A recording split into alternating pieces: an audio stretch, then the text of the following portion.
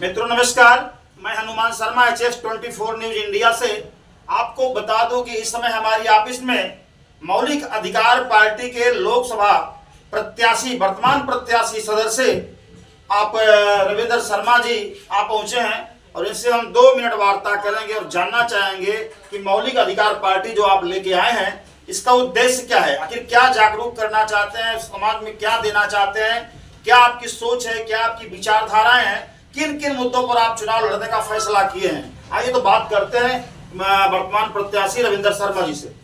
जी बताएं, क्या सोच है, क्या विचारधाराएं हैं। देखें, लोकतंत्र में देश की असली मालिक जनता होती है। थोड़ा बोल करते रहना। जनता असली सरकार है। MP MLA जनता के प्रतिनिधि हैं और जितने भी सरकारी कर्मचारी सब जनता के सेवक हैं। लेकिन सिद्धांत विहीन राजनीति के कारण आज नेता मालामाल, अधिकारी खुशहाल और जनता फटेहाल है। मौलिक अधिकार पार्टी व्यवस्था परिवर्तन की बात करती है। देश की आजादी के बाद देश को चलाने के लिए जो संविधान में व्यवस्था दी गई, आजादी के 75 सालों बाद भी कोई सरकार उस रास्ते पर चलने को तैयार नहीं है। जैसे जनता के लिए संविधान का जो भाग 4 राज्य के नीति निर्देशक तत्व थे, उस पर किसी भी सरकार ने उस पन्ने को आज तक खोलने का काम नहीं किया और जनता के अधिकारों को न देकर जनता को लॉलीपॉप देने का काम किया।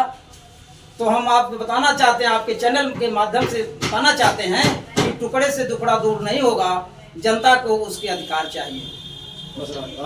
संविधान का भाग 4 आज़ादी के 75 साल बाद भी किसी भी सरकार ने इस पन्ने को खोलने का काम नहीं किया जो कि जनता के लिए है।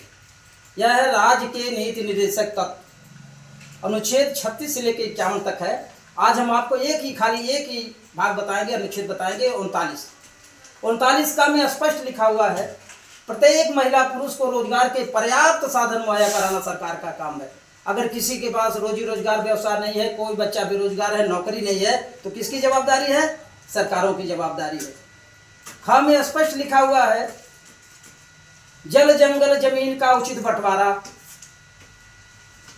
जैसे हम सब भारत माँ की संतान हैं, तो माँ बाप की संपत्ति में बच्चों का बराबर का हिस्सा होता है। तो जो लोग हमारे नदियों के किनारे हैं, समुद्रों के किनारे, उनको वहाँ पे हिस्सा दे दिया जाए। जो जंगली क्षेत्रों में हैं, जंगलों में हैं, उनको वहाँ हिस्सा दिया जाए। नक्सल क्यों प्रभावित हो रहा है? नक्सली क्यों लोग बन रहे हैं?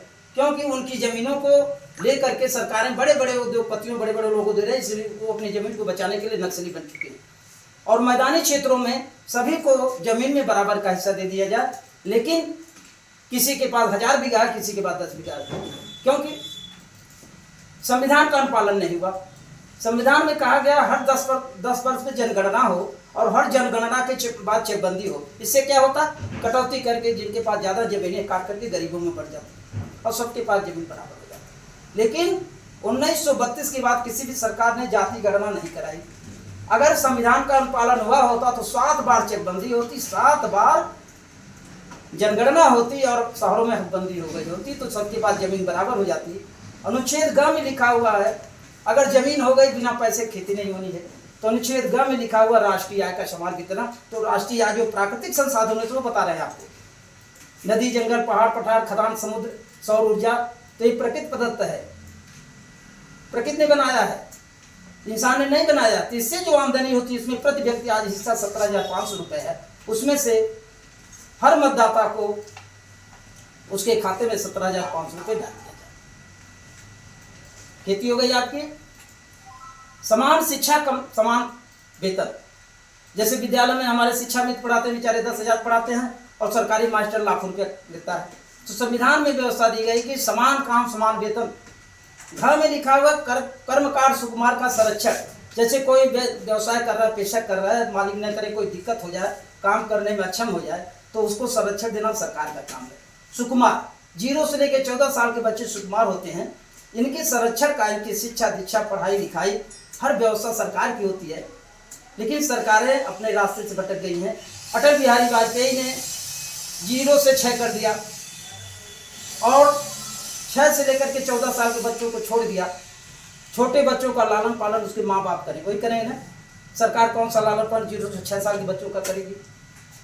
तो सरकारों की नीतियां बहुत गलत हैं, संविधान के अनुरूप नहीं चल रहे, इसलिए आज देश की दुर्दशा है। च में लिखा हुआ है सौहार्दपूर्ण वातावरण। हम जहाँ रहते हैं उसके हमारे आसपास का वातावरण शांति हो, किसी तरह का बवाल ना हो, कोई शोर शराबा ना हो, किसी को कोई दिक्कत ना हो, यह सुनिश्चित करना सरकारों का काम है। लेकिन आज सरकारें जात के नाम पर, धर्म के नाम पर बवाल पैदा करके जनता को परेशान कर रही है।